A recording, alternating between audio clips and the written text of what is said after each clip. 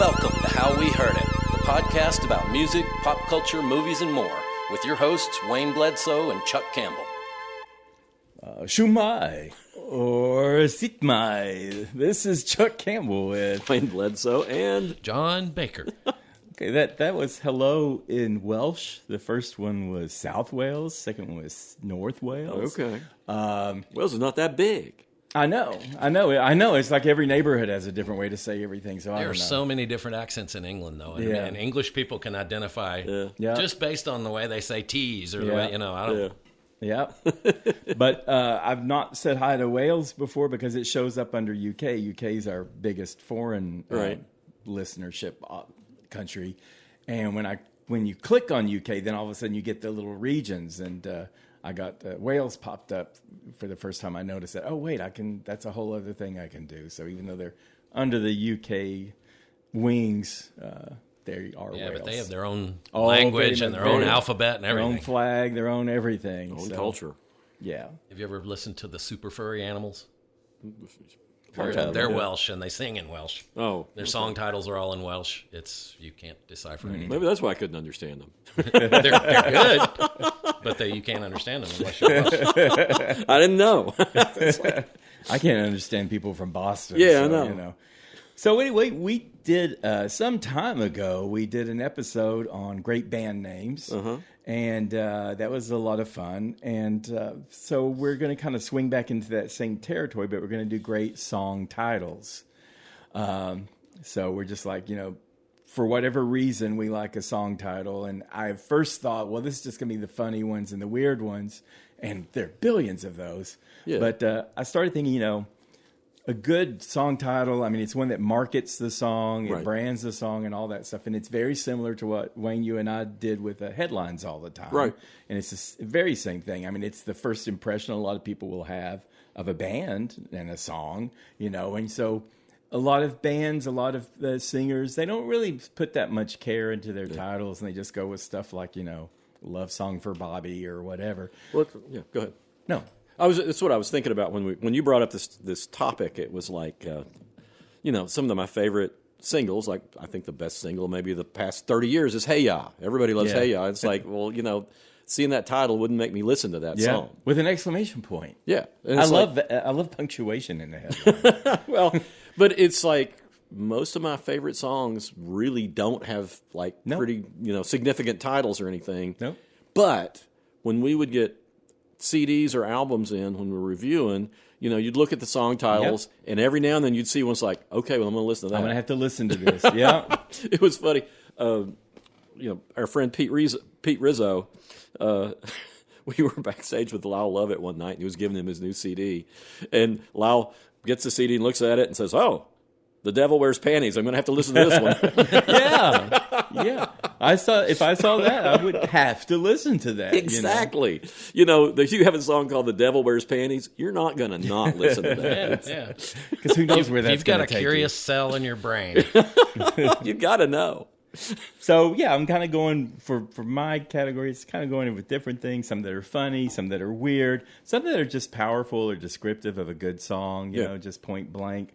It's kind of like, when I was talking about headlines for us, the news headlines would just be like 3 killed in interstate pileup, so it's like just very blunt. Right. But it's the features headlines where you had to give it something extra, make people want to come in, make them want to read it, and it's like. You had to figure out what the story was. Right. And what was interesting. And then, so they were far more important, and I think the same goes for song titles. If you know the artist, and you know what they give, then you can ignore the song titles and just listen to the music. But if it's a new band you're not familiar with, a singer you're not familiar with, song titles can make a big difference. Yeah. And I did notice in my research that some bands and singers are better at doing great song titles than others. Oh yeah, I actually categorized mine by the artist. Some of mine I actually have categories this time. Yeah. Okay. I did a Oh my fair amount of God! research. Oh, look at you with all those notes! Wow. Okay. I still relied on my usual just think. Yeah. I did fact check with Wikipedia on dates and when things came out or whatever, but it was all just stuff that I thought of. But it ended up, like you said, like For example, Frank Zappa's got a bunch of great song titles. He's the first one on my list. Captain Beefheart's got a bunch of great song titles. And I also then found a whole bunch of albums that describe psychiatric conditions, and they're all kind of from the same time. Oh, okay. Huh. It's weird. I'll just give, this will just be fast. Okay, all right. Psychotic Reaction by the Count 5, 1966. Manic Depression, Jimi Hendrix, 1967. Over, Under, Sideways, Down. That's not really psychotic, but that's the Yardbirds from Roger the Engineer, 1966. And then the other one that fit in there, but it's not from the same time period, was Nervous Breakdown by Black Flag, and that was from 1979. But Well, the 19th Nervous Breakdown by Rolling Stones. I would have gotten there. Brain Salad Surgery by Emerson, Lake and Palmer. ELP, yeah. I mean, that's a great song. I mean, that's a great title for just like, okay, wait a minute. I think did some band do a song called Nervous Breakthrough? I don't remember Nervous Breakthrough. Okay.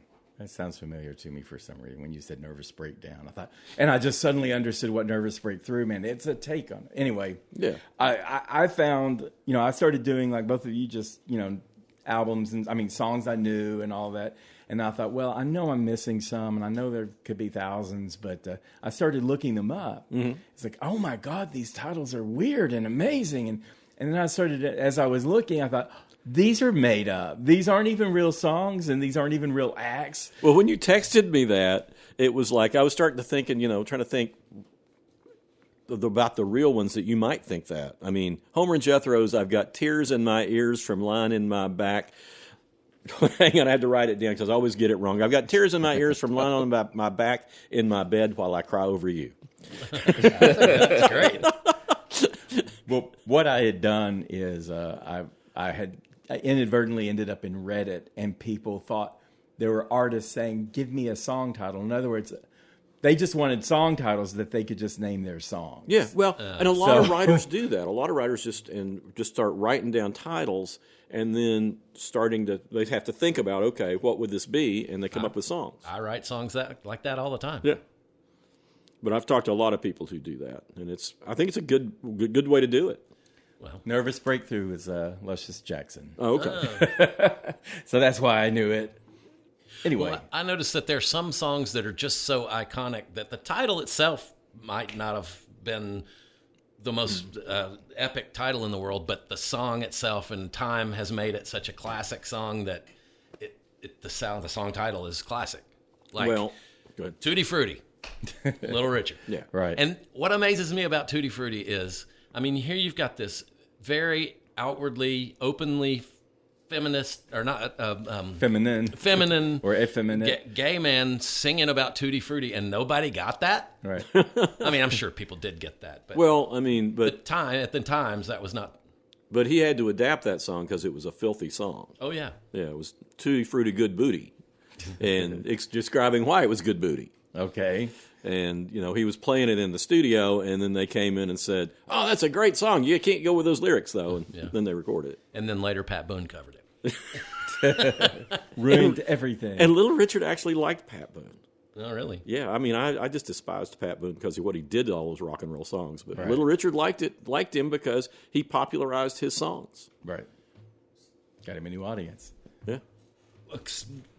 Just for this category, I'll just quick. Johnny Be Good, Chuck Berry, 1955. Heartbreak Hotel, Elvis, 1956. Great Balls of Fire, Jerry Lee Lewis, 1957. I Walk the Line, Johnny Cash, 1957. Those are all just iconic great songs titles. with great titles. Right. Well, slightly back on what you were talking about before, I mean, the Ramones' Teenage Lobotomy. I mean, if I saw that title, I don't care if I did. You got to, Yeah, what the hell is this? I want to know. Yeah. Well, about half of mine are from, like, 2 or 3 from different acts. I mean, like, multiples from acts. Right. So, and I started with comedy just because I thought, well, this will be easy. So, of course, I started with Bloodhound Gang. Oh, yeah. Because, I mean, you can just take your pick. But, a lot of these, they haven't worn well with time, and some of them weren't well with time to begin with. But the ones I could feel comfortable with, Kiss Me Where It Smells Funny. That's from One Fierce Beer Coaster in 1996. I'm not absolutely positive I would listen to that one because of from the title. Maybe. Well, if it helps, it's his girlfriend telling him that. Okay, all right. Does that help? That helps a little bit. Okay. And this one I've talked about before, and, A lap dance is so much better when the stripper is crying. Oh. That he's Jimmy Pop, the leader of the band. He's affecting a voice of like this old redneck trucker, and so he's letting you know it's not really him, and he doesn't feel that way. And this trucker ends up picking up a hitchhiker. Blah blah blah. I said I don't know, something like the best butt and everything. Name's Russell.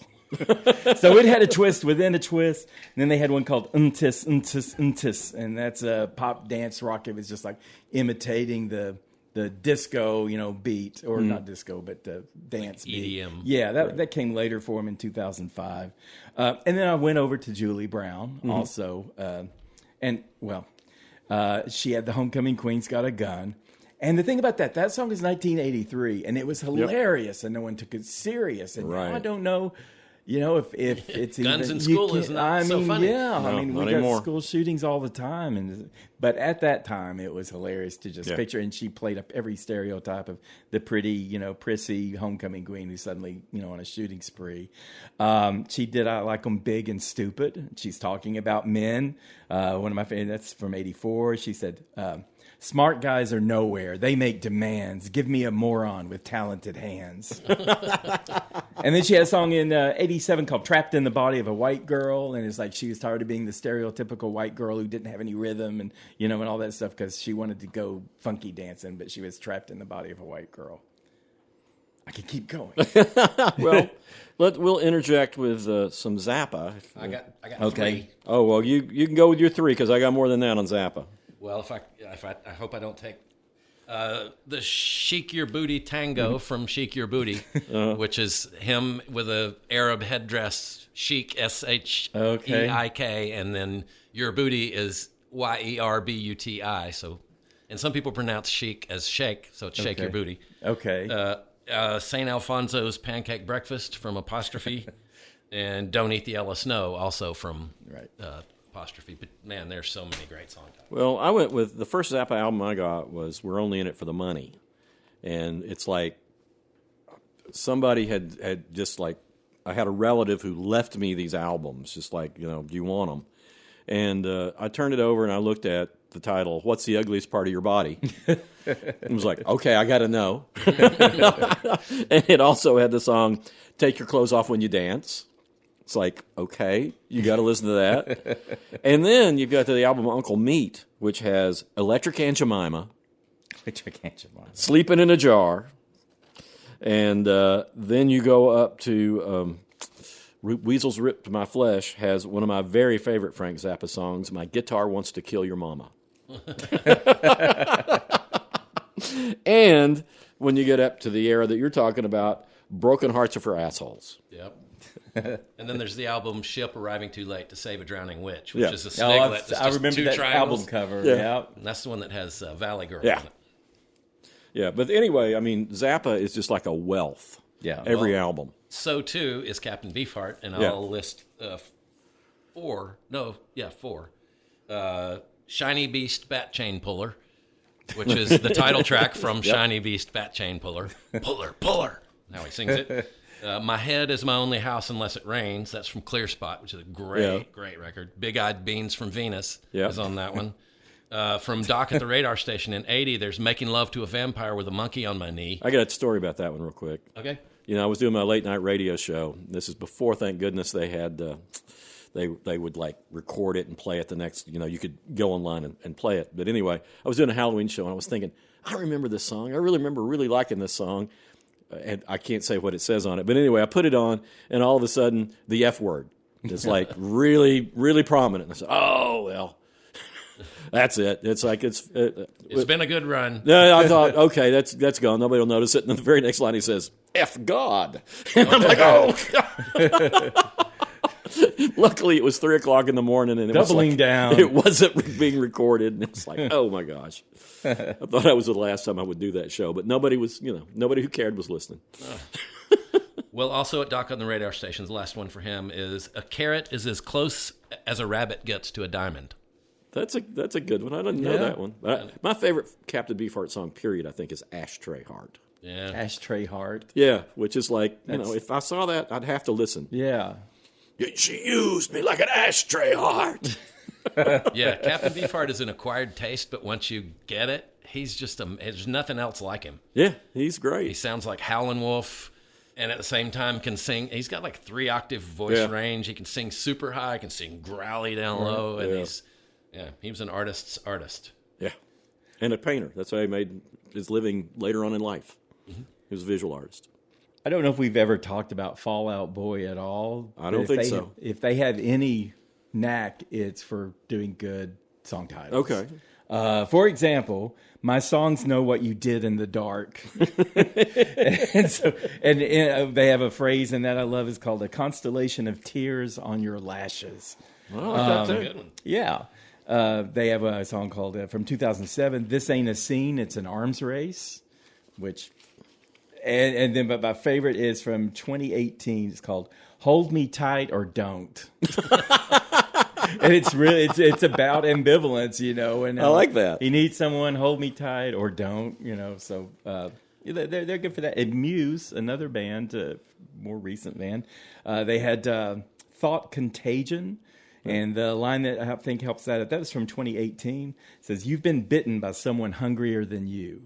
So that's think about interesting. that. You Make Me Feel Like It's Halloween.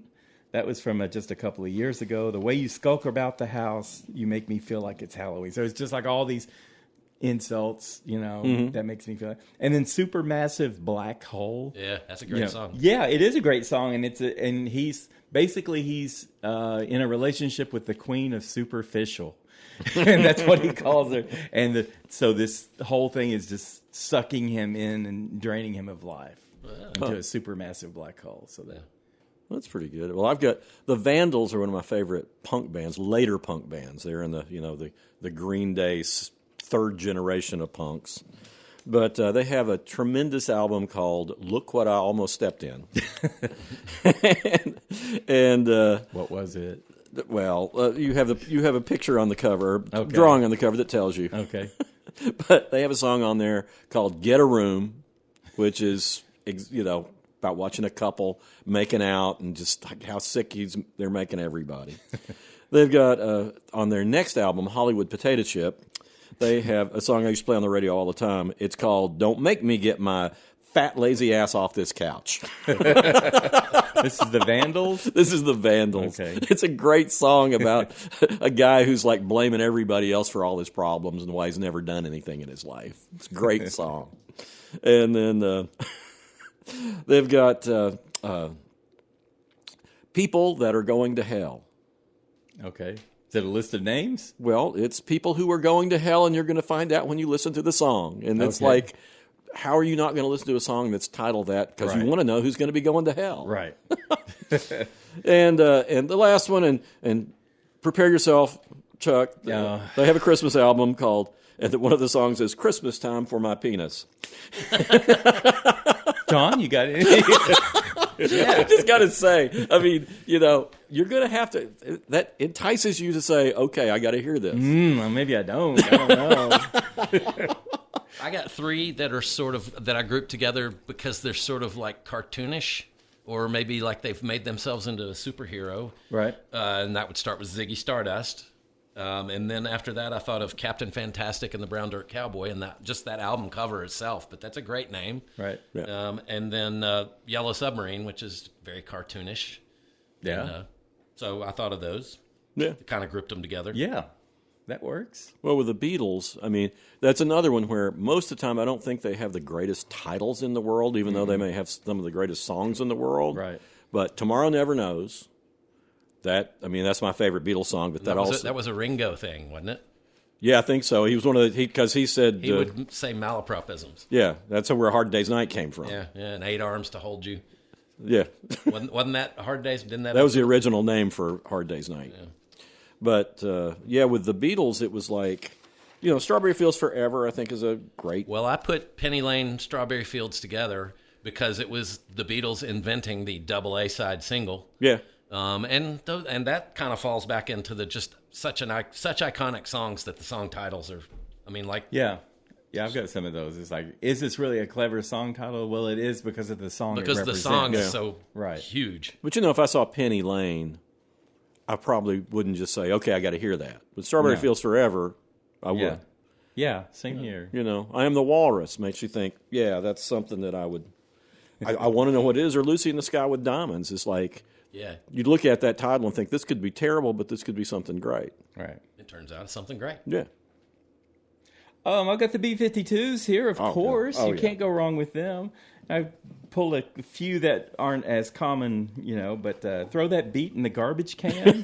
That was from Mesopotamia, which was their third album, and it's kind of a adventure for them, a little bit different than what they normally did. And it has an infectious beat. So, of course, that's the joke of it. And then Girl from Ipanema Goes to Greenland. And that's, Girl from Ipanema is that Brazilian song, Rio de Janeiro. It's just like so sleek and smooth, that version. And then Girl from Ipanema Goes to Greenland. It starts out with Cindy Wilson just belting out, Girl from Ipanema. Anyway, just this big, loud, just flipping everything inside out. And so now the Girl from Ipanema, instead of like teasing all the men who just go, that she's looking for the northern lights and everything. Right. So B-52's turned on. And then Hot Pants Explosion. I don't know if you remember that from Good Stuff, 1992. Yeah, Good Stuff's a great album. Yeah, it is. And it's a Hot Pants Explosion at the factory. So they're all singing and they're excited about the Hot Pants Explosion. And Fred says, I'm in shipping if you're receiving. So. My favorite B-52's title is still My Own Private Idaho. Yeah. I was kind of going for some quite more not obscure. as well known. Yeah, I mean Rock Lobster. I mean they're just, every song has a crazy title. Yeah, but we all love B-52s. Yeah, we do. Well, I also love, if you've listened to me at all, you know that I love XTC. And the very first thing I thought of was, When You're Near Me, I Have Difficulty. And he sings it, that's how it sings. When you're near me, I have difficulty. Life Begins at the Hop. I just think it's a good name. Yeah. And the imagery is like, life begins when you discover romance. Yeah. Okay. And then there's also, XTC had a pseudonym band, the Dukes of Stratosphere, that they put out a couple of records in the mid-'80s, late 80s, they were imitating psychedelic Nuggets era, and they put out one, 25 O'Clock, which is a good song title. It's a perfect psychedelic song title. Right. But that brings up I Had Too Much to Dream Last Night by Electric Prunes, which is a great song title. Oh, yeah. I Had Too Much to Dream. Yeah, I Had Too Much to Dream Last Night. Great song, too. What is that? Like, I had too much to dream, or I had too much dream, or I had too much to dream. Yeah. Okay. Oh, okay. It's just like my dreams were too intense last night. I've been there. Well, I'm surprised you didn't say Since Is Working Overtime, because before I heard XTC, I saw that title, and I wanted to hear them to see what that song was. Now, that was probably the first. That was the song that like cracked XTC for me. Yeah, because it goes from so dissonant in the verses, and then the chorus kicks in, and it's just the most happy sing along thing. And it was just like, oh, that's how you can write songs that way. So, okay, but a great title. I mean, that's the thing. My band Blondie, of course, they had Rip Her to Shreds in 1976. And this song is now 50 years old.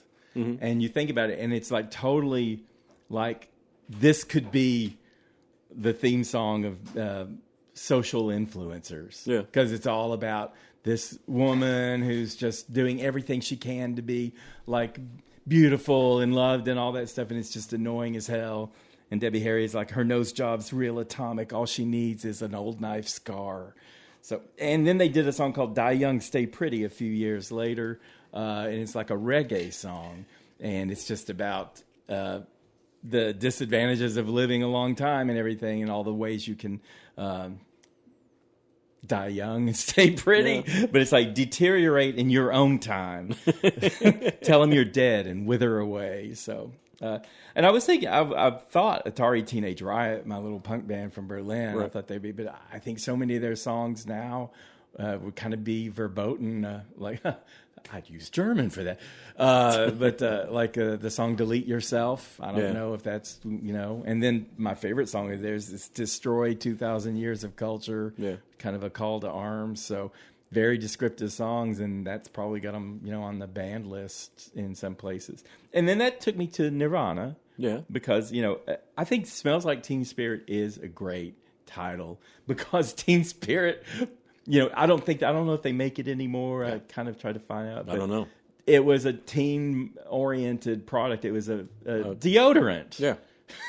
And it's all about teen angst and everything. And then to say that this teen angst smells like teen spirit, I don't know. I thought that was good. Well, it's also I think it's appropriate because you listen to the lyrics and it's like, this doesn't make any sense. Right. No, it doesn't. But that's angst. Angst doesn't make any sense. If you remember being a teenager, everything you went through, none of it had logic behind it, That reminds me of a Sparks song or an album, Angst in My Pants. Yeah. That's a different kind of angst, I guess, but, or more specific angst, I guess. And then, of course, he had the song Rape Me, and I think people misunderstood that. I mean, he said it was a feminist song, but it just sounded so blunt and to the point. It's like, is this really an anti-rape song? But that's what he said it was, and he was just so straightforward with it, so... I don't know that that's a song title that would make me want to listen. I'm just saying. Well, if you know it's a band that's, I don't know. I can see it. But it's going to catch your attention. It definitely he's trying catches to your be attention. provocative. Yeah. And he is. Yeah, he was. Well, I've got a couple of funny ones back on this. There's a group in Seattle named Uncle Bonsai. And I got their album totally unsolicited. I don't think they were playing any place in town. And it was just like, but the title track is Boys Want Sex in the Morning. And it's a great song. Yeah. And it says, I can't remember what the part where it leads up to, but it says, but before my eyes can focus, I don't want him to surprise by descending like some locust on a field of sleeping thighs. Wow, poetic. Yeah. But that's a great song on there, and another one with a great title is Cheerleaders on Drugs. Well, that reminds me, this is the name of an album, not a name of a song, but I think it's great. And it's by Spacemen 3 from 1990, and the name of the album is Taking Drugs to Make Music to Take Drugs To. Oh, yeah. And then if you go there, then Spiritualized, which is the same guy from Spaceman 3, they released an album called Ladies and Gentlemen, We Are Floating in Space, which is a great song. I think I reviewed that album. I know I reviewed a Spiritualized album. Oh. That was their big breakthrough album. Okay. Well, that was from 1997. Okay. From slightly earlier, there's Camper Van Beethoven with Take the Skinheads Bowling. Yep, that's a great song. Yep. And then, of course, David Lowery, who's the main songwriter from that band, he formed Cracker. And he has a wonderful sort of love song called Guarded by Monkeys. You are so beautiful, you should be guarded by monkeys. Which is like... That's an image. Yeah, I mean, it's like when I saw that song title, that's the first one I wanted to go to. And it turned out to be one of my favorite Cracker songs. I got 3 good Loretta Lynn titles. Oh, yeah. You Ain't Woman Enough, Take My Man. Mm-hmm. That's a good one. And Don't Come Home a Drinking with Lovin' on Your Mind. That's great. I think that's the first big feminist song. And Fist City. Fist City. That's your favorite. Chuck. That's my favorite. Yeah. She's going to come out swinging on that one. Yeah, I love it. When my man goes out picking up trash, he puts it in a garbage can. I got some songs that I've mentioned before, and I just like them, and I think part of the reason is the title. That includes the Pixies' Palace of the Brine. I love that little song. I don't know why, but with so much intensity, even though it's kind of a short, almost blow-off song for them, considering how much some of the other songs are. But it's about sea monkeys. And I don't know if you all ever had sea monkeys, but I had sea monkeys, and they came in a box. Mm-hmm. Yeah, they're brine shrimp, but there's a cartoon depiction that draws you in. And it's like, they were in sea comic monkeys. books. They're all wearing crowns, They were in comic books. Yeah, Yep. yeah. And I got some once and had them at the beach, and my dad said he threw them in the ocean so they could live when we had to, because Dad didn't want to be taking those sea monkeys, across the country. So, and I've crushed to this day, and I always wondered if my sea monkeys were out in that ocean somewhere. I'm sure they weren't, but and they may have just gone down the toilet too. I don't know. But anyway, the song it's fanciful, and it just captures that sea monkeys box and the Palace of the Brine. That's where they lived. Another Sugar Cubes. I talk about Delicious Demon because that was Bjork's band before she went solo. She's absolutely unhinged on it, and the Delicious Demon is money, and it just has a great line. It says, two two men need one money, but one money needs no man. And it's like, that's true. Money doesn't need people at all, but, everybody's fighting for it. And it's just got this big, festive, unhinged Bjork, which, that's kind of par for the course for her, but she was especially animated back then. And then another one, Berlin's Sex, I'm a. And what's intriguing about, if you look at that title, it's the word sex, and then parentheses, I'm a ... in parentheses. And it's like, well, what is that all about? Of course, the song is all about, she's got this Rolodex of fantasy type characters that she can be for some guy she's coming on to. And they go back and forth. It's a guy in her band, and he just says, I'm a man, I'm a man, I'm a man. And in between every I'm a man, she's like something different. She's a virgin. She's a blue movie. She's a whore. Yeah. Am I bi? So she's throwing all that. And it's just like, but I think the title just is intriguing because you got the word sex. Nothing's going to grab you more than that. And then I'm, so it's cool to hear that song, to see where they're going with that. That's good. Well, so me and my wife just in the past several months have taken in a new kitten, and this cat is the most vocal cat. He announces his presence when he walks in the room. You never have to wonder whether Marvin's around or not. And I was telling Leslie the theme for this right when Marvin came walking in, and we've been joking about it. It's the name of a Bob Marley song called So Much Things to Say. Yeah. And we always say that about Marvin. He's just got so much things to say. So that's mine. Well, I have to throw in Jane Siberry. Everything reminds me of my dog. I don't know if any song title is ever just instantly, yes, I love that song. I don't even have to hear it. I know exactly what she means, and it's pretty much everywhere she goes and whatever she's doing, everything just makes her think of her dog and think of her dog, and I'm like that all the time. I almost wrote down this, and I know you'll like this song, and I know you probably already do, is Amy Mann, Labrador. Yeah. When she's just saying, I'm a Labrador. I'm just friendly. Yeah. I'm there. Yeah. I'm just always happy. Yeah. That's just a great notion. Great and song. if you've ever had a Labrador, you know that's what the kind of I have dog a they Labrador are. right now. They're fact. wonderful animals. Yeah. Well, I've always been interested by the Smiths titles for their songs, and I think There Is a Light That Never Goes Out, which is my favorite Smiths song, and I think that's a great title. Right. Because, you just have a vision and you want to know what the heck we're talking about. Right. The other one, which I'm not that crazy about, is Girlfriend in a Coma. Yeah. I know. It's really serious. But it's like, you want to know what this song is about. My favorite Smiths is How Soon Is Now. Yeah. And that's another great think title. about those words. How soon is now? It's like, and it's all about, terrible longing and everything. Yeah. So. Yeah, but I think Morrissey always came up with good titles. You're right. Yeah.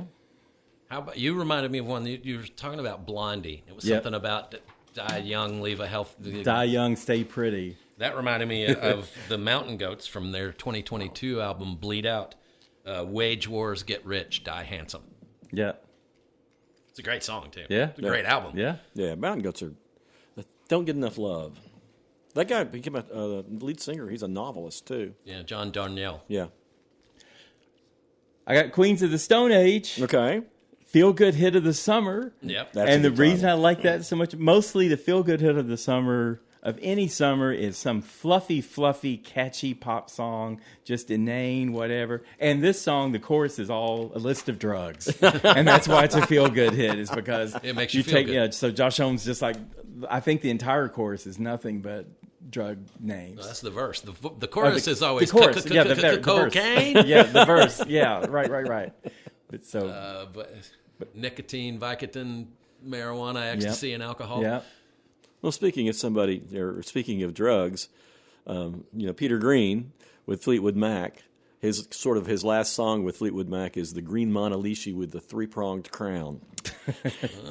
And it's a great song, but he was losing his mind at the time he was composing because he was with this crazy band.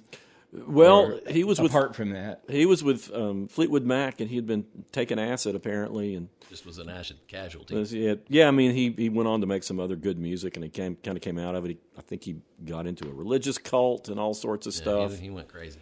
But the Green Monalishi is one of the best early Fleetwood Mac songs, and it's one of those titles where it's like, what the hell is this? Well, that reminds me of the Spirit album, The 12 Dreams of Dr. Sardonicus. Yeah. Which is a great record. Spirit don't get nearly enough love. Yeah. Well, Fresh Garbage off that album is just terrific. I mean, nature's what fresh garbage. I love fresh garbage. Well, it's a song about garbage, about what happens to your garbage, but it's got this real funky groove to it. Well, you want it fresh. You would probably like it, actually. Did either of you think of thank you in parentheses for letting me be myself? Yeah. Sly and the Family Stone. Yeah, you got to check out the spelling of that because FALETTINME, all one word. Right. For letting me. And then B, mice, M-I-C-E. Mice. Yep. Yeah, I remember seeing that when I was a kid and thinking, what the hell is this? And you hear it and it's like, oh, yeah, that's this song. That's what he's doing. I got another one of those that to me is just iconic because the song's iconic. The title itself is not all that wild, but London Calling by The Clash. Because I hear that title and I just think, that urgent guitar thing coming in, that's a killer song, killer album. Yeah. Yep. I'm going to talk about Olivia Rodrigo. I've got to do something on her. So I think Get Him Back. Because if you see that title, Get Him Back, you'll think, does she mean she wants to get back with him, or does she mean she wants to get even with him? Right. And she wants both. And the whole song, she's going back and forth and back and forth. So she's like, she's like, I want to key his car. I want to make him lunch. I want to break his heart, stitch it right back up. I want to meet his mom, tell her son sucks. So I mean, just like the whole song, she's just going back and forth. So she wants to get him back and she wants to get him back. So I thought that was clever, and it symbolizes everything that goes on with that song. We mentioned drugs earlier. I just want to get out The Weeknd's "Can't Feel My Face," and that the whole chorus is "I can't feel my face when I'm with you." And the thing is, it's you think it's a relationship or something like that, but it's also kind of an illusion. He had a drug problem, and I think there are some drugs that make you numb in the face. So if you've taken heroin and you feel numb in the face, don't worry about it. But if being around somebody makes your face numb, maybe you should worry about that. So, I got a couple of Dead Kennedy songs. Okay, yeah. Let's Lynch the Landlord from Fresh Fruit for Rotting Vegetables from 1980, and then Nazi Punk's F Off from Plastic Surgery Disasters. Yep. Another great title, 1982. And there's Too Drunk to F off of, they had a single of that one. Bob Dylan had some terrible, terrible song titles, including Rating Today Women, 12 and 35, that we talked about last week. But also, I mean, he's got things like Hard Rain's Gonna Fall. If you'd never heard that song, I think you'd still want to listen to it from that title. And it's great. I mean, one of his best songs. Tomorrow Is a Long Time. I think it's a really good title. Great song. Idiot Wind, we've talked about that song before. But, he's not the best at song titles, but when he does it, a good one, it's generally great. I saw a lot of, when I looked up great song titles, and people are just like naming their favorite songs. Yeah. And it's like, and you see something like Yesterday. It's like, that's not really a great song title. No, it's a great song, yeah. but it's not a great song title. It's just a great song. Right. That's the difference. Well, that's the thing. I mean, that's the whole reason. The way I went into this is, if I just saw this song title, would I want to hear this song? I like that test. That's a good way to. That's a good way to do that. And I mean, like I said, when we would get albums in, that's one of the ways. I mean, if an album came in and half the songs had love in the title, I was not going to listen to that album for a while at least. Right. Like I said, Love Song for Bobby. He's like, yeah, or I Love This, or She Loves Me, or whatever. And it's like, those are just uninteresting. How Deep Is Your Love? Oh, God. There's such uninteresting titles. And when you had somebody with enough creativity, I used to play one song from a band called Lullaby for the Working Class on the radio all the time. And it's called Honey, Drop the Knife.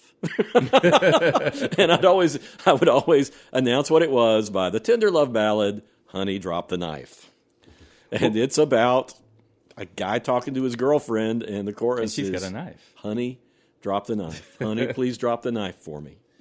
My Uncle Jack, that inspired me to play guitar, had two song titles that he would trot out very frequently. One of them was, I Can't Get Over a Girl Like You, So Get Up and Answer the Phone.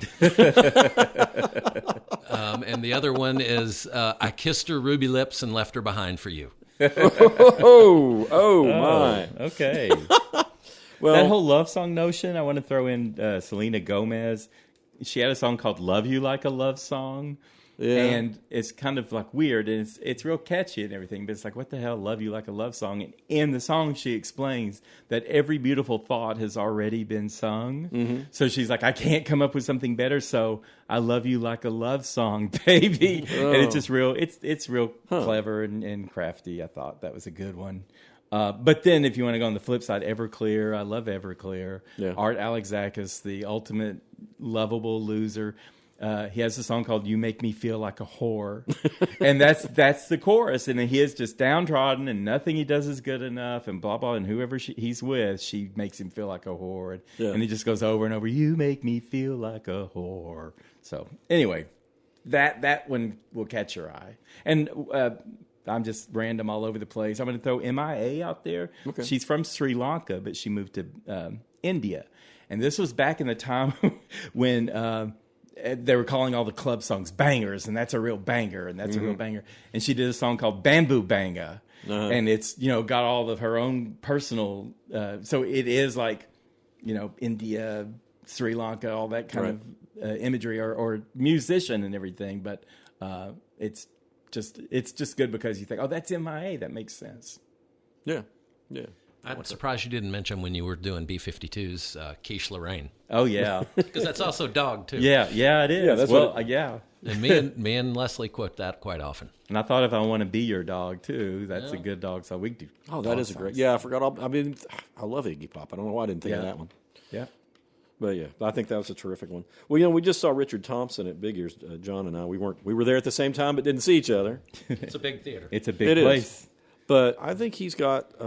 He's got great songs, but I think they're titled well. And this is one of the ones he played when we saw him, "Walking the Long Miles Home," which is exactly what he's singing about. Exactly what the title says, about walking home from London after seeing a show, and he had to walk several miles because the buses had stopped. Oh wow!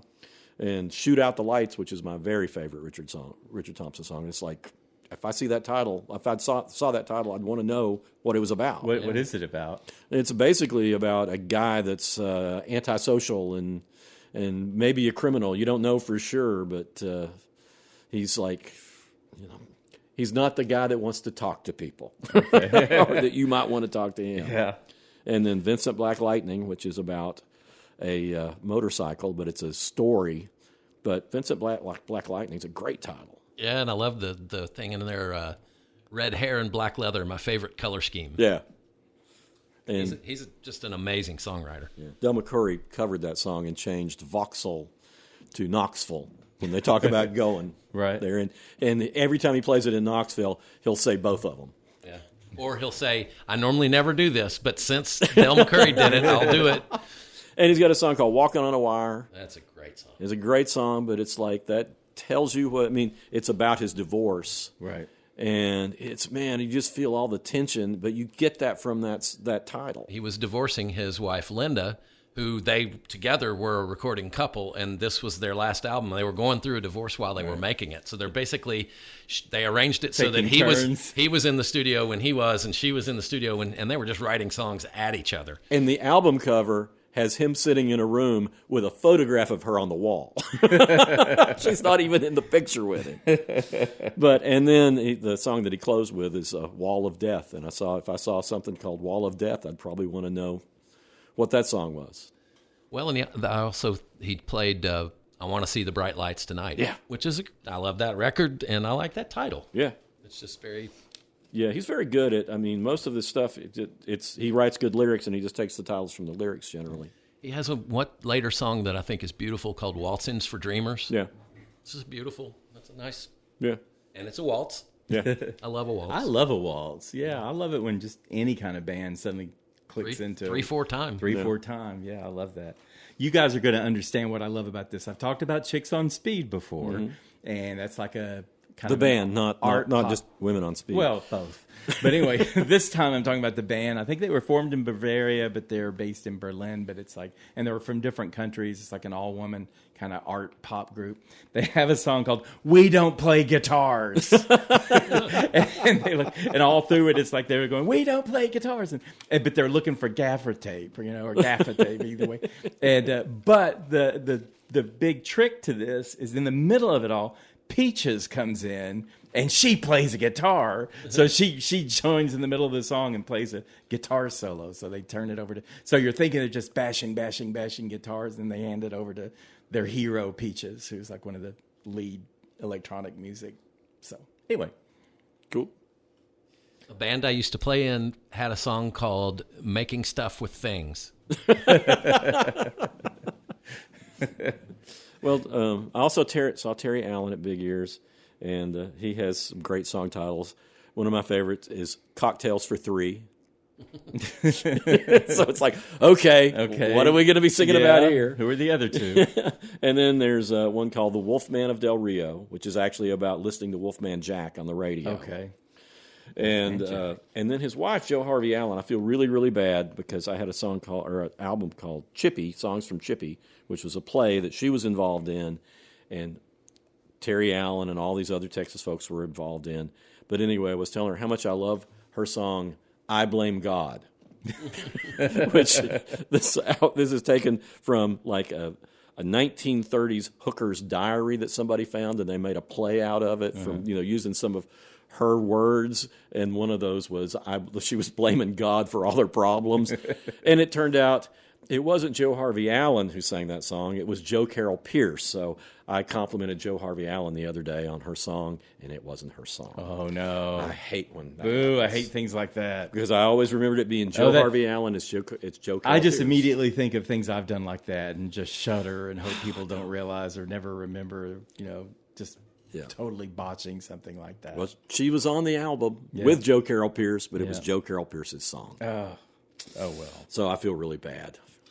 You shouldn't feel that bad. Yeah, you've seen her before though, Chuck, because she was in True Stories. She was the lying woman. Okay. Yeah, she's an actress too and a playwright and everything. Okay. But I thought she'd written that song. Well, do you all remember Transvision Vamp from 1988? I remember the name. Do you remember Tell That Girl to Shut Up? I can't remember that song. It's a great song. It's just, you better tell that girl to shut up. You better tell that girl I'm going to beat her up. You better tell that girl, shut up. So that's Is that delivered by a woman or a woman. man? Okay. Yeah, it's a woman That's telling. a very different thing. Yep. That's true. Yeah, we don't want to be men beating up on women. But We don't want women beating up on men either. don't I mean, want we don't want violence in general. But in the scales of violence, we certainly don't want. We start with beating children or beating women. Or Okay, all right. But let's just not beat anybody up. well, how about Paradise joke. by the Dashboard Light by Meatloaf? That's a Yeah. great title Yeah, for a great song. pretty much. I have tried. I'm just not that crazy about I have Meatloaf. tried, but I just can't get to the meatloaf. Yeah. Oh, I love Meatloaf. He was the worst part of Rocky Horror Picture Show. I like him in Rocky Horror Picture Show. Well, Okay. you enjoy that meatloaf. I like meatloaf in general. See, see, I don't like that. I Meatloaf. know you don't. I just like the artist Meatloaf. I think he's That's okay. A lot of people do. You're not weird. You're not weird at all. I Wayne. just Don't can't worry get, about I it. can't get fine. the image of the fat, sweaty, partially balding meatloaf on stage, just like dripping in sweat. And it's just like, ew. He was thin by the end. He lost a whole lot of weight. Oh. Well, Well, now I'm just sad. No, he's I think he's a pretty happy guy overall. Well, speaking of happy, I love Lizzo's "Good as Hell." And I don't know if you remember that, but it's just a great vibe, very soulful. Maybe her first hit, I'm not sure, but she's just like, she's talking to her friend who's been dumped by a man, and she's saying, if he don't, you walk your fine ass out the door. But the chorus is, I do my hair toss, check my nails, baby, how you doing? And then the response to that is, feeling good as hell. So good as hell. Perfect response. A couple of real quickies here. I think they're perfect song titles just for the symmetry and the look of it. And that's She Bop by Cyndi Lauper. 2 one-syllable words, 3 letters each. that's a spondy, too. Spondy? Isn't the spondy where each syllable has an equal accent? I don't know. Maybe. Because the word spondy is a spondy. Okay. But yes, and also Drake's Hotline Bling.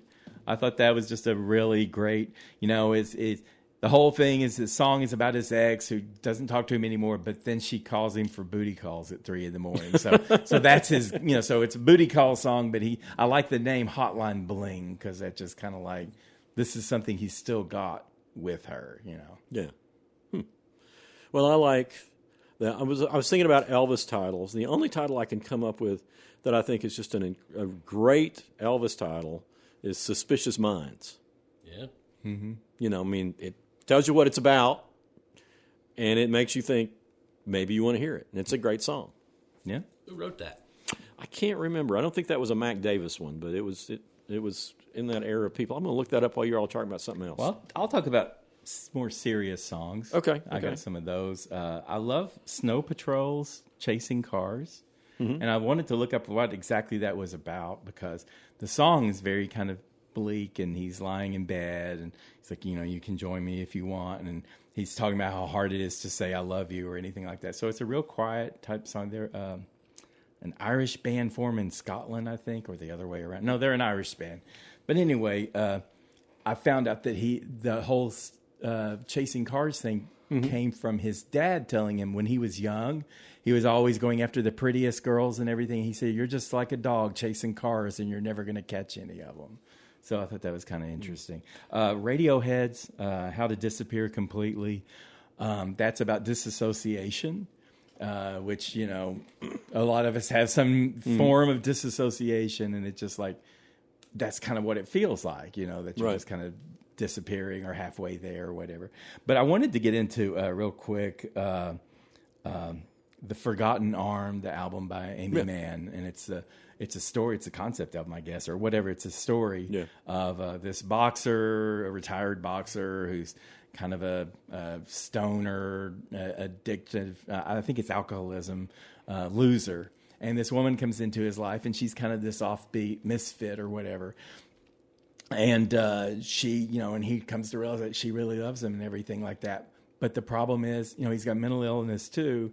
And the problem is it becomes more and more apparent to her that her love alone isn't enough to save him, and it's not going to save him. And she starts to realize she's also going to lose herself if she stays with him. And there's like this little realization. There are like these 3 songs. One's called The Little Bombs, and it's just talking about, life just sort of empties out, not a deluge, more like a drought. And first the deluge, then the first. drought. Oh, I thought it was not. I thought it was not really a deluge, but more of a drought. Pretty sure it's first a deluge, Well, then the drought. let's see if we can find that out. I will find that out because I feel like she was contrasting two and not saying that they both happen. But anyway, that's not even the main song. And then the third song of the trilogy is "I Can't Help You Anymore." Right. And that's where she's just breaking in. She says, it's going to take me under too. I can't fix you, and I'm going down too. But the middle song is the one and this is what I was thinking of the song titles. Right. That's how I knew this story would break my heart. Yeah. And it's just like she's drawing a picture of him, and she looks at the picture and sees how sad his face is, and she's like, my love isn't going to change this guy. No matter how much I love him, it's not going to change this guy. Does that album have the one I was thinking I could clean up for Christmas? Yep. Yeah. That's it. After all that trio that comes up. Yeah, because that's such an addict thing to do. Yeah. To say, I'm going to keep using until Christmas, then I'll clean up. Yeah. All right, I'm going to look up Mark lyrics James. here. Mark James is the person who wrote Suspicious Minds, and he also wrote Hooked on a Feeling and a song I hate, Always on My Mind. Well, I like the other two. I have there's a bunch of really good song titles by Echo and the Bunnymen. Mm-hmm. Lips Like Sugar. That's a great song, and it's a good title. Yep. Bring on the Dancing Horses. Yeah. That's a good one. Bed Bugs and Ballyhoo. They just don't write typical songs. No. Well, it's like Robin Hitchcock, and every title for every Robin Hitchcock song is some surreal thing that just gives you this crazy image, like the man with the light bulb head. Yeah. Things like that. Don't look at him, son. He'll turn you on.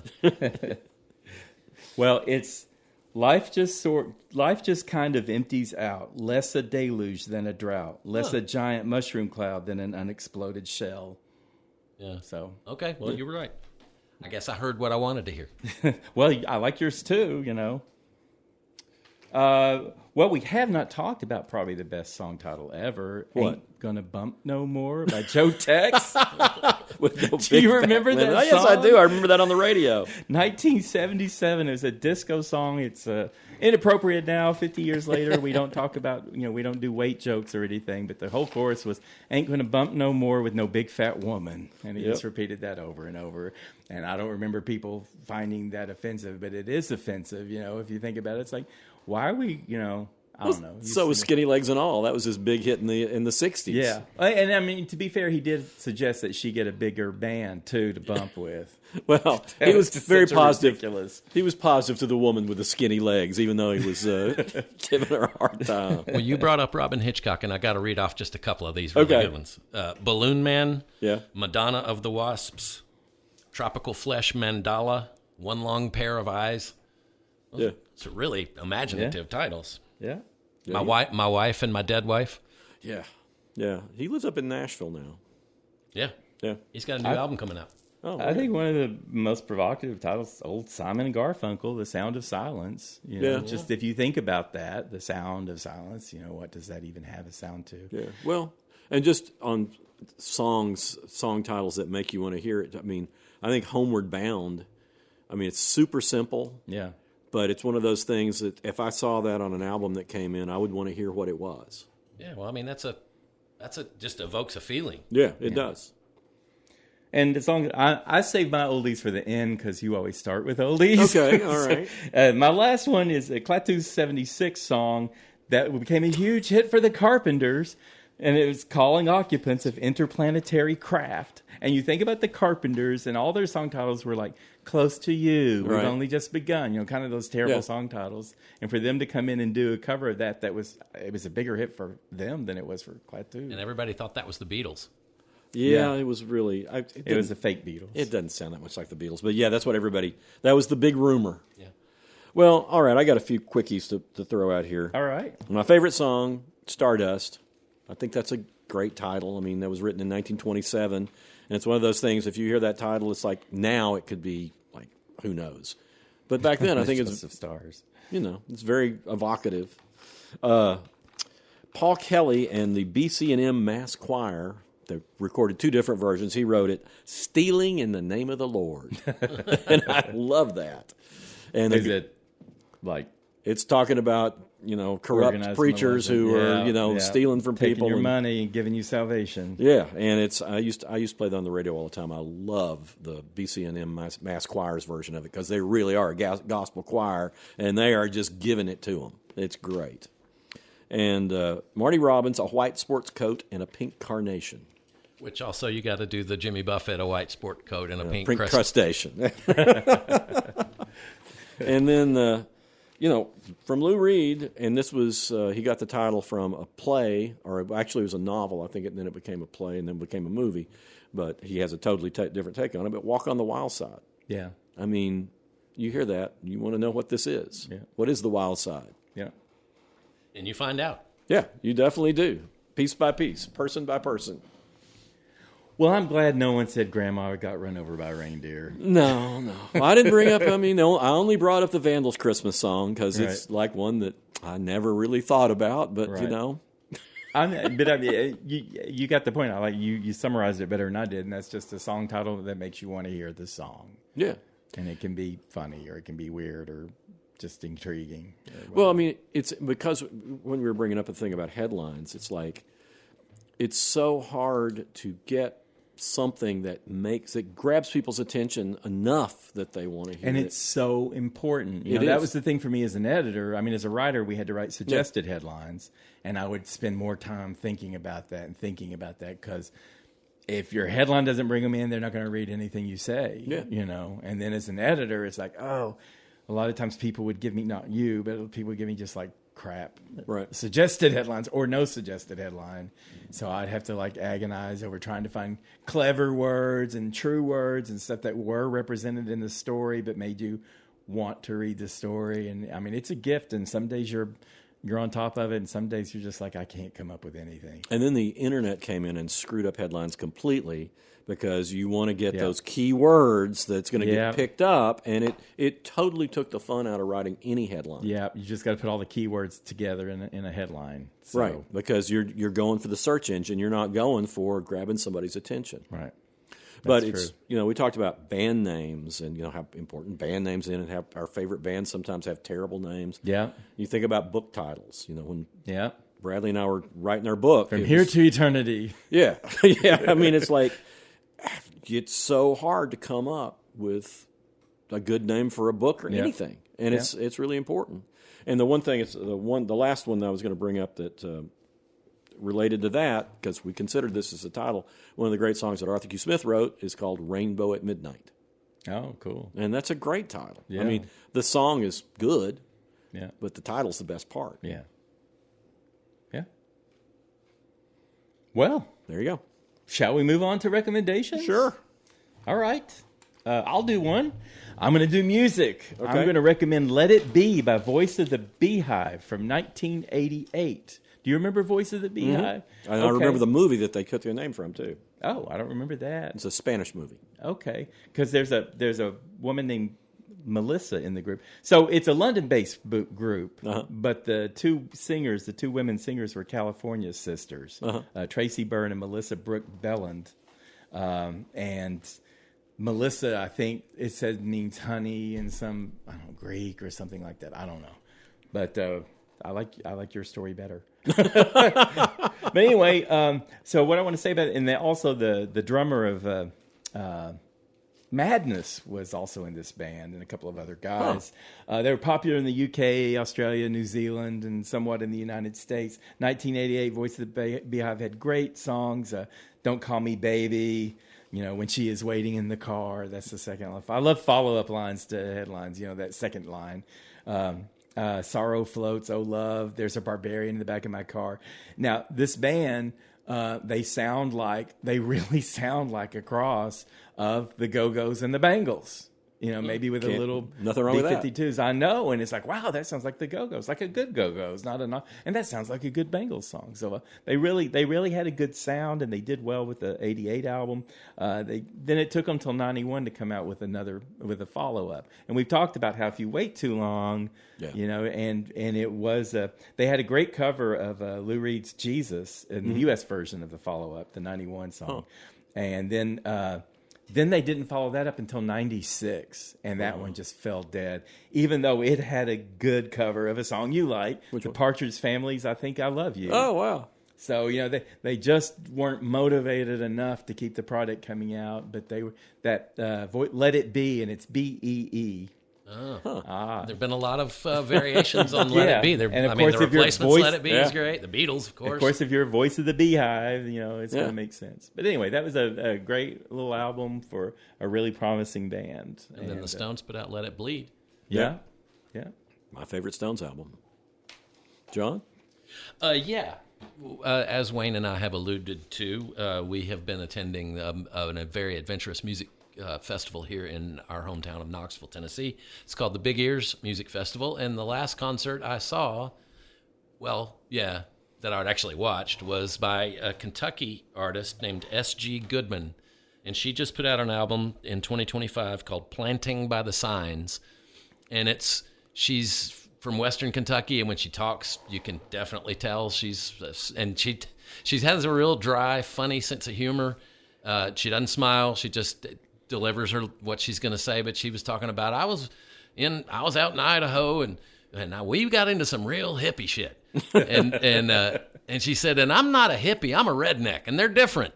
But she's just really funny. She's not too far away from what you would. I told Leslie that she reminded me kind of Waxahachie. I don't know if you've heard them. But it's real plain spoken, but really sincerely sung. And excuse me, S.G. Goodman, Planting by the Signs. Cool.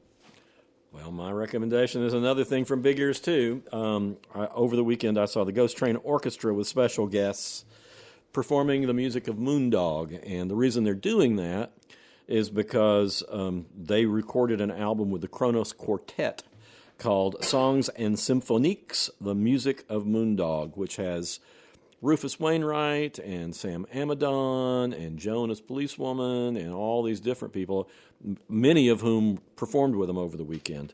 But I've talked about Moondog before. Moondog was a blind fellow that would stand on the corner of 6th Avenue in New York and pound on a drum and recite poetry while he was dressed as a Viking. And one does. But he was also this incredible composer. He taught him. He was like, they would let him at New York University. He would go in and sit during music classes, and he learned how to compose classical music. And he loves jazz and classical, and sometimes he blends them together. And he specialized in rounds. And there was one piece. I was real familiar with his stuff from the 50s through the 70s, but he went to Germany and composed a lot of classical pieces, and they played some of those, and they were just stunning. They were just gorgeous. And there was one that like was swing with classical, and an instrumental round was going on at the same time, and it was terrific. So how does one listen to this music? Is it Ghost Train Orchestra or Kronos Quartet? It is Ghost Train Orchestra and Kronos Quartet is how they build that. And it's Songs and Symphoniques. That's like symphony, but instead of a Y, it is Niques. And sounds French. Yeah, but it's really if you think so much classical music, modern classical music is challenging. This stuff is just beautiful. I don't think people will find it challenging. I think they'll find it just like, oh, I didn't even know this existed, or you could do these things. So anyway, there's my musical recommendation. All right. Do you want to go on to movie, or do you want me to? Sure. Last night I watched Academy Award nominated movie Train Dreams. Oh, tell me about that. I saw a trailer that really fascinated me. I may have seen that. It's been out several years. It was last year. Came out in 2025. It's got Joel Edgerton and Felicity Jones are the couple. Where did you see it? On Netflix. Okay. And it's beautiful. It's like the fellow who directed it. It's Clint. Somebody I was not familiar with. I saw the trailers for it, and it was like, oh, that looks like really different, and that looks like something I want to see. And Clint Bentley directed it. I don't know I've never seen anything by him, but it is just all it is. It's this man's life. It takes it. You see like a little flashback of him being a child, and there's a narrator telling how he got to be in the Pacific Northwest, and it's extremely sad, but it's beautiful. He becomes a logger and works on railroads, putting down the ties and cutting the trees and stuff, and it's just. I'm sorry, where is it set again? It's the Pacific Northwest, someplace in Washington. Okay. I don't know exactly what the city was. It's not Seattle, I don't think, but it's a smaller place. But it's just beautiful. It's like a Terrence Malick movie. It moves very slow. Mm-hmm. It's so much has to do with the cinematography, and it's shot in the old size format. It's not widescreen. Okay. It's more square. Huh. But you've got to just kind of relax and go with it. You're just watching what happens to this guy in his life. Mm-hmm. William H. Macy plays a part in it that's pretty important. He's so great. Yeah, and he's very everything is in this movie is underplayed, but I just thought it was beautiful. And of course, Sarah was so like 5 times before we went to bed last night. Sarah said that movie was just so sad. Okay, so it is sad, but not always in the movie mood for sad, but sometimes. But you kind of sometimes like the slow movies where you just like being with the person. Yeah. And you like this guy so much. That's very human. And it just takes him from his birth to his death. And it's really, really well done. What? I said spoiler alert. Well, I mean... He was born? Yeah. But yeah, I think I highly recommend it. All right. Well, I'm gonna recommend something that I have recommended before, but because there's a new season of it out, and that is Shrinking with Jason Segel and Harrison Ford, and it's just such a sweet show. It's the thing about it is you expect it to be cynical, and it's not, and it's like all of these disparate people that are not related to each other. Some of them are related to each other, but they form this family together, and they're all got their own distinct things they do, but they all, I don't know. It's just such a beautiful show that and it's Brett. What's his name? Is someone a psychiatrist in this? Yes. Oh, Brett from Brett Goldstein. Yeah, he and Jason Segel created it. He's Ted Lasso. From Ted Lasso, and you see in Shrinking the sweetness that was in Ted Lasso. A lot of that came from Brett Goldstein because he played Roy on. Is just a foul mouth. Yeah. But ultimately, when you watch Ted Lasso, he's got a heart. Yeah. Goldstein has a podcast too. I can't think of the name of it, but it's so well done. I mean, he's such a gentle guy, and he brings out the best in his guests and everything. Well, and you recommend he has a stand-up comedy thing. Yeah, he has a great stand-up comedy. I watched that. Too. It's really good. I watched that one too. He's real talented. Yes. So Shrinking season 3 is now on. They're doing it one a week. So okay. But okay. So in 2019 there was a movie called Ready or Not. Did you see that? I didn't see it. I remember. Okay. So and it was directed by Matt Bettinelli Olpin and Tyler Gillette, and it starred Samara Weaving, Adam Brody, and Andy McDowell. And it was a great. It's a dark comedy, violent. Ostensibly, it's a horror film of sorts, but not really a horror film. But so this woman, played by Samara Weaving, she's just married that day into this incredibly wealthy family. And the family has a tradition of, on the wedding night that someone new joins the family, they play a game. And the person who's new to the family has to draw a card to decide what game they play. And most of the games are just standard games, or whatever. Right. But she pulled hide and seek. And they all got, oh, no. Hide and seek, if they draw a hide and seek, that means the family has to kill the new person in the family by that night, or they all die. Oh my goodness! So all of it, and she thinks it's a joke, and they say, this is serious, and we're all going to try to kill you and everything. And this Samara Weaving, she's got this fantastic scream that it's like this, and then it like flips up, and it's just great screaming, and she's running around. I think she was in her bridal dress at one point, and trying to kill the family and trying to make it till dawn, because if she makes it till dawn, the whole family dies, and in the most amazing cartoonish way. So, there's a new movie out called Ready or Not 2, Here I Come. And this came out March 20th this year, 2026. Right. And it's Weaving is back. So, spoiler alert, she made it through the first movie. And the same directors. And this time, Catherine Newton is her sister, and and it starts just where the last movie left off. Mm-hmm. So she's in the hospital, and she's chained to the hospital bed, and she doesn't know why, because all these people were killed, and so they've got questions for her and everything. But her sister shows up, and they've got this estrangement. They kind of hate each other and everything. And it turns out Elijah Wood is the lawyer, right? And he says, well, by winning the game, you've set off another game, because there are 6 families that run the world. And this has a little kind of truth to it, but 6 families around the world that run everything. They have all the power. Right. And this was one of those families. And so there needs to be a new leader of the little consolidated group of families. Right. So all these people have come in from different countries because they have to play again. And this time she has to kill all of them, or they have to abdicate, or they have to not play and lose their rights and all that stuff. And she's got her sister handcuffed to her, and they hate each other. And it's funny. It's weird. It's got Sarah Michelle Gellar, Buffy, and Sean Hattasey. They play twins. Anyway, David Cronenberg is like the old patriarch of the family. He gets off right away, but it's crazy. It's over the top, and there's some people that aren't really trying to kill them. They're trying to change the rules, and some people are. And what happens is, each family can only have one person at a time trying to kill her.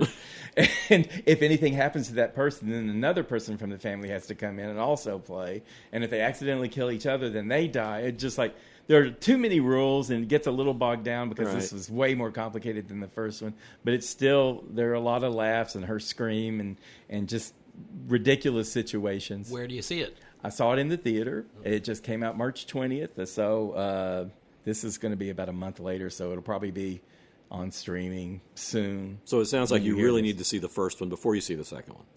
Yeah, because the first one's probably better because it was really simple. Right. But this one is like it ups the stakes. There's more at stake for everybody. Like I say, it's not as consistent as the first one because the first one was like, oh my God, is everyone really trying to kill her? And it's like they do. You'll just see someone come down the hall and they'll see it, and they have all these different weapons. Everybody has a different kind of weapon. It's not just guns, So it's crazy. It's dark humor. It's got some truth with the wealthy people controlling the whole world. But anyway. Good movie. Cool. Good fun. Ready or Not 2, here I come. All right. All right, people. We've enjoyed our little talk here. I'm glad we were all on the same page with song titles because I thought, I don't know if I'm doing this right. The more I was doing, I just like doing good songs with you. So that worked out well. Yeah. If you have any themes for us to explore, then you can write us at howweheardit@gmail.com. And we'd love it if you would. Yeah, or if you have feedback but make it a thing that I like more than what these guys like, okay? Well, we don't. I struggle. That's the thing. We come up with something every week, and it's like, have we done this yet? I don't know. I go looking through all the titles. Again, titles are important. The titles on these podcasts, it's like I'm thinking, okay, it has to represent what this podcast is about, but I need to throw in an exclamation point or, you won't believe, these songs about murder or something, So, if you've got any suggestions for us, let us know. Also, you can follow us on social media. We're all over the place. We're on YouTube and Facebook and Reels and X and Instagram and TikTok. And I think we're still on Threads, which surprised me. So you have to let us know if you see anything of us on Threads. And anyway, we'll be back. Thank you and goodbye.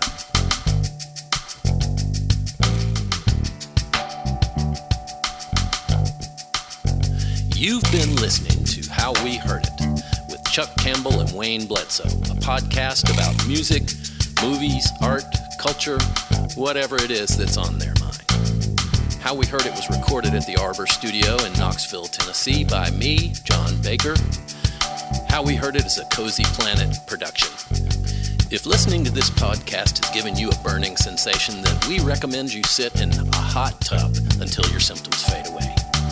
If you'd like to reach out to Chuck or Wayne or even me, you can send an email to howweheardit@gmail.com. So thank you for listening, and come on back and we'll have another episode for you next week.